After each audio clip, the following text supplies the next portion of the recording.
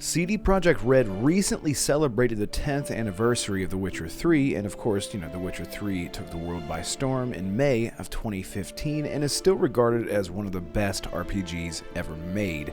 There is a new event called State of Unreal, which is an event where a lot of Unreal Engine tech is shown off as an advertisement for not only their projects, but also developers who are keen on trying Unreal Engine for their own games, and we finally got an idea of what we can expect with The Witcher 4 during this event. Hi! So if there's one RPG in my entire life that actually changed my life as a gamer and the way that I consume different types of media when it comes to dark fantasy, it would be the Witcher franchise. And now we can finally talk about The Witcher 4, and I want to do it with you. So if you're new here and you love all things Witcher, RPGs, Bethesda games, consider leaving a like at the least and a sub at the most. Thank you so much. Let's go.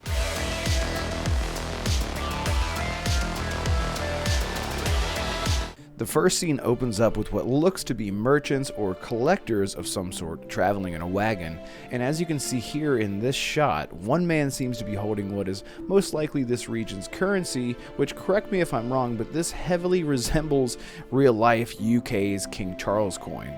We can also see that the man is sporting what seems to be the Kovirian colors, and if we pause at a certain point, we can look at the sleeves of the man. Not only has the same colors, but very much resembles the concept of Kovir's emblem. Next, we see the collector's bodyguard grab the chest of coins, which again has similar colors and has two figures with pickaxes, suggesting that these men are indeed traveling to collect debts from mining operations around the land, or they are going to smuggle this, as we find out later. But again, this is my speculation, so let me know if I missed anything, and let me know what you think. Next, we have yet another wagon and monster scene ripped straight out of the Netflix animated movie and the Netflix's The Witcher show.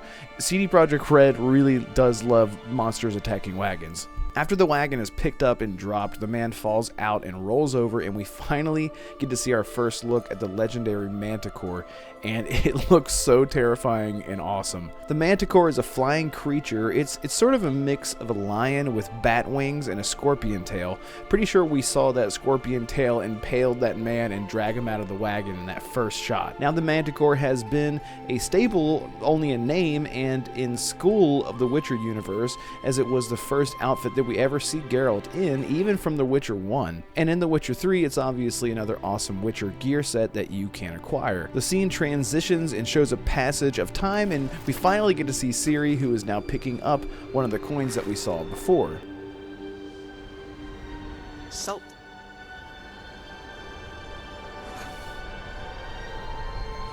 Almost had me fooled, Fruin.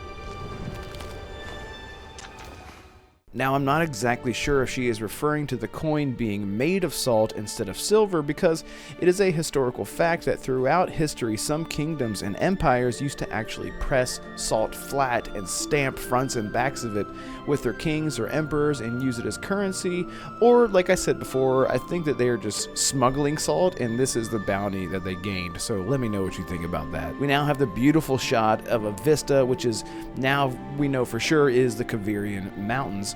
Now keep in mind again that most of what we are seeing here is not actual gameplay, but indeed a tech demo to give us an idea of what CDPR is aiming for in terms of the aesthetic and overall vibe of what the game is going for. So because of that, I won't be breaking down too much of the actual interactions and animations due to the fact that this may be far from what we get in the final product when The Witcher 4 releases. This shot of Ciri walking down the mountains and maneuvering in between the rocks does look amazing though. We can even see a waterfall in the background. Right here we get a great shot of Ciri's Lynx medallion, which I'm really curious to see, how that's implemented. Is she the queen of the, new school of the Lynx, or what's going on here? Now this is particularly interesting because we are finally introduced to Ciri's horse, Kelpie. Now, if you have read the books, you will know that Kelpie was also Ciri's horse when she was younger. While Ciri was world hopping and teleporting everywhere, Kelpie accompanied her through this, but at one point in their adventure, Kelpie sort of dematerializes and disappears.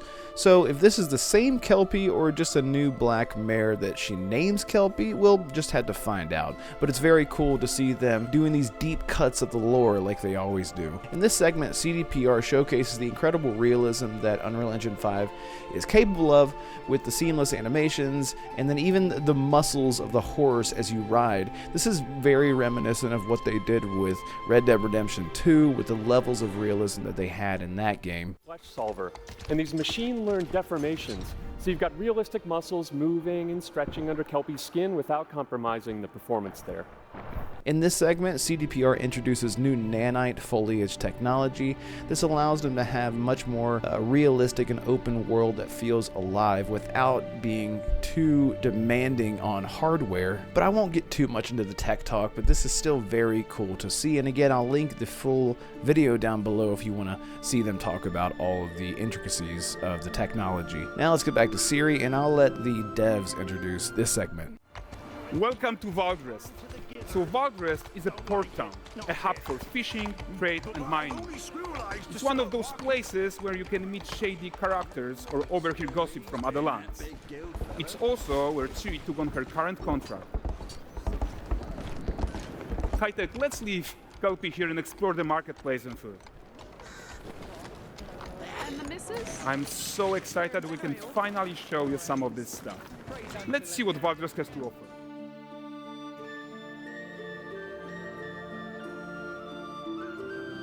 We see what looks like an entertainer who is traveling to show off his trained grizzly bear, and if you're familiar with how The Witcher handles taming wild beasts, I can almost guarantee you this is not going to end well. We see a man getting thrown out by the innkeeper, with the developers stating that he is being thrown out because he cheated at Gwent, and I feel like CDPR knows how much people loved Gwent in The Witcher 3, and this might just confirm that it is returning in The Witcher 4. This scene shows Ciri in the middle of a contract.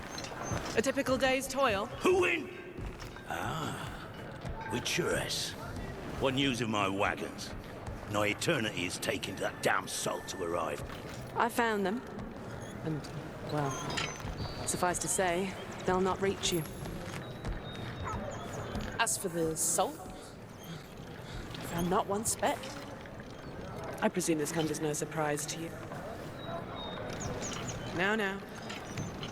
Kovir's smuggling trade is of no concern to me. Shush, shush, shush. The manticore that flattened your cart and devoured your men? Quite the opposite. Manticore. Here the developers are showcasing much of what they learned from Cyberpunk with its amazing crowd density technology, and it looks awesome here as well. And I know that Cyberpunk has had its issues, but even that game now looks great with how many NPCs can be on screen at one time. In this final shot, we see Ciri coming up to a vista overlooking Lan Exeter, which is the winter capital and major port city of Kovir. With a manticore flying overhead, Ciri and Kelpie head out.